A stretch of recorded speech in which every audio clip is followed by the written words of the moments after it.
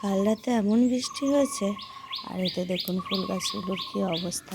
এই ফুলগুলো আগের দিনের ভিডিওতে দেখিয়েছিলাম আপনাদের তরতাজা, আর এগুলো কেমন হয়ে গেছে। যেহেতু নরম ফুল, ফুলগুলো এইভাবেই সব নষ্ট হয়ে গেছে। এই যে কালারটাও যেন ফেড হয়ে গেছে। এই হচ্ছে, এখন একটু একটু করে রোদ উঠছে, কিন্তু সেই অবস্থা একদম খুব খারাপ হয়ে গেছে। এটা হচ্ছে কী গাছ বলুন তো? এটা হচ্ছে দার্জিলিং লেবু।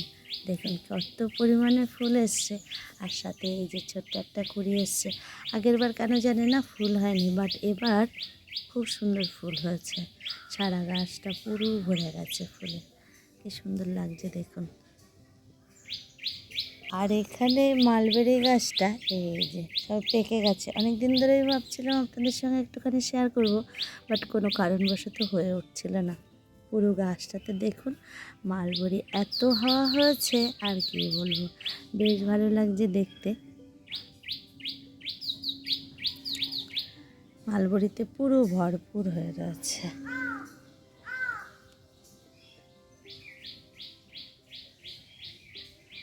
এটা হচ্ছে কমলা লেবু গাছ। তো ভেবেছিলাম যে এটাতে মনে হয় এবার আর ফুল টুল হবে না, বাট এটাতেও দেখছি এখন ফুলগুলো চলে আসছে। এই যে দেখুন ফুলগুলো, এই যে এটা হচ্ছে কমলা লেবু গাছ।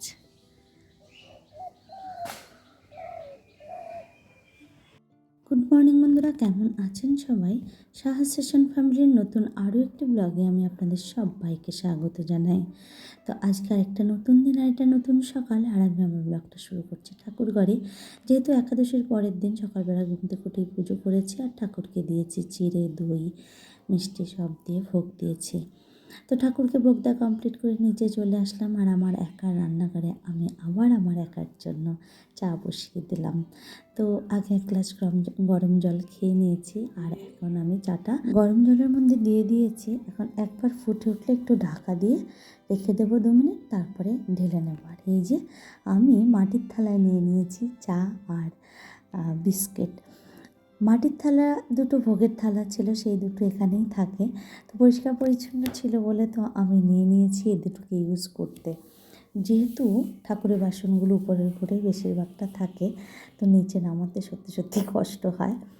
তো তাড়াতাড়ি করে চাটা খেয়ে নিয়েছি, আর মেয়ে সকালবেলা গেছিলো পড়তে, তো সেখান থেকে এসে ও টিফিনটা খেয়ে নিয়েছে। এখন ওকে আমি দিতে যাচ্ছি নাচের ক্লাসে।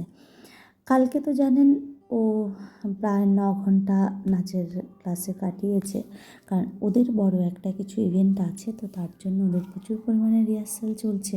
তো সকাল থেকে গেছে, কালকেও 9টায় গেছে, ফিরেছে সন্ধ্যে 5:30টার সময়। তার জন্য যদিও দুটো পড়া মিস করতে হয়েছে, তবুও কিছু কিছু মানে কিছু কিছু সময় যেটা হয়, কিছু পেতে গেলে কিছু ছাড়তে হয়। তো আমি আর মেয়ে গল্প করতে করতে হেঁটে যাচ্ছি এই রাস্তাটা দিয়ে, দুজনে যাচ্ছি, বেশ শান্তি লাগছে মনে, খুব ভালো লাগছিল। কে বলবে কালকে এত বৃষ্টি হয়ে গেছে, এত রোদ্দুরের তাপ, কি বলবো। আর মেয়েকে দেওয়া হয়ে গেছে, এবার বাড়ির দিকে ফিরছি। এই রাস্তাটা দিয়েই যাই আমি দিনের বেলা হলে, তো আগের দিন বললামই আপনাদেরকে।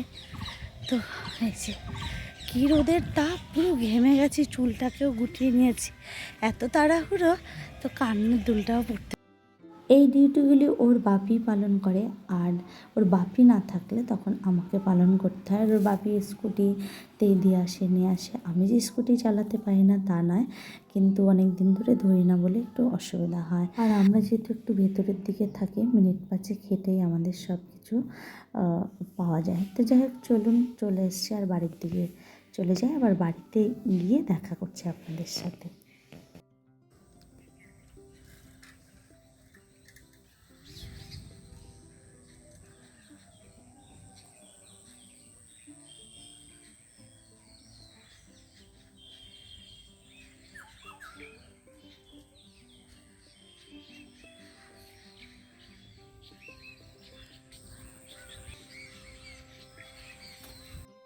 তো বাড়িতে এসে সকালবেলা ঠাকুরকে যে ভোগটা দিয়েছিলাম চিড়ে, দই, মিষ্টি আর ফল দিয়ে, সেটাই আমি ব্রেকফাস্ট হিসেবে খেয়ে নেব। আর খেয়ে তারপরে আমি আমার খাবারটা আগে রান্না করব, দেন আমি ওদের জন্য রান্না করব। তো আমার খাওয়া কমপ্লিট হয়ে গেছে, আর আমি আজকেও এখানে খাবো তখনই বললাম। তো আমি আমার জন্য রান্না করে নিচ্ছি গোবিন্দভোগ চালের ভাত, আর তার সঙ্গে আলু সিদ্ধ দিয়ে দিয়েছি। এটাই হবে আমার খাবার। তো চলে এসেছি রান্নাঘরে, আর আমি এখন ওদের জন্য মাছ রান্না করব। ওদের জন্য বলতে মেয়ে তো খাবে কি না এখনও ঠিক নেই। কালকে ও 9 ঘন্টা ওখানে কাটিয়েছে, সকাল 9টায় গেছে আর সন্ধে 6টার সময় এসছে। আর আজকেও কত টাইম লাগে জানি না, কালকে তো রিহার্সাল ছিল, আর আজকে পুরো ইভেন্টটাই আছে। তো এখন কতটুকু সময় লাগবে ওরাই জানে। তো মেয়ে সব কিছু নিয়ে গেছে, যা যা অর্নামেন্টস লাগবে, কস্টিউম যা যা লাগবে সবই নিয়ে গেছে। কিন্তু বলে দিয়ে গেছিলো, মা তুমি 2:30টার সময় যেও। তো গিয়ে আমাকে ফোন করেছে, ও কিছু কিছু জিনিস নিতে ভুলে গেছে, তো সেইগুলো আমাকে বলেছিল নিয়ে যেতে। সেইগুলো আমি এই রান্নার ফাঁকে ফাঁকে গিয়েই আবার গুছিয়ে রেখে আসছি।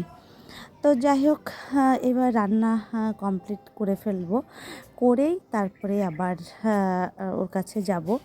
আর কালকে ওখানেই খেয়েছিল, বিরিয়ানি খাইয়েছে। আর আজকের খাবারটা কি করবে আমি জানি না এখনও, আর টিফিনও কিছু দিয়ে দিইনি। এবার দেখি ফোন করব, যদি বলে টিফিন কিছু করে নিতে, তো মনে মনে ভাবছি যে এই বেলায় এখন চাউমিন করতে গেলে তো অনেকটা টাইম লাগবে, তো একটুখানি ম্যাগি ডিম দিয়ে করে নিয়ে যাব, তাতেই হয়ে যাবে।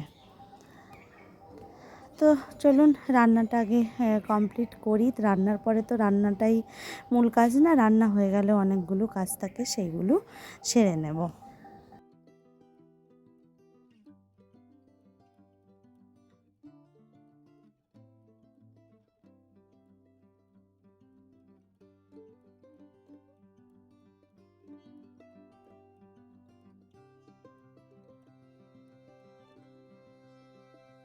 তো এটা হচ্ছে আজকে মেয়ের সাজ, মানে মেয়ে এরম সেজেছে, ওদের সবাইকার সাজই এটা ছিল। তো আমি একটুখানি ভিডিও করে নিচ্ছিলাম। আর আমি চলে গেছিলাম তখন 2:10 বাজে, তখন বেরিয়ে গেছিলাম। তো সেই সময়টা আর ভিডিও করা হয়নি। তো আমরা আজকেও বাড়ি এসেছি 6:30টার পরে। তো এসে আবার মেয়ে পড়তে চলে গেছিলো, এখন ওর বাপি নিয়ে এসছে। আর এটা হচ্ছে আমার রাতের খাবার। তো যাই হোক, আজকের মতো ব্লগটা এখানেই রাখছি। তো আপনারা সবাই ভালো থাকবেন, সুস্থ থাকবেন, আর আমার ব্লগটা কেমন লাগলো অবশ্যই করে জানাবেন। আর আমার ব্লগটা ভালো লাগলে আমার চ্যানেলটিকে সাবস্ক্রাইব করে আমার পাশে থাকবেন। দেখা হবে নতুন আর একটা ব্লগের সাথে, ততক্ষণের জন্য টাটা।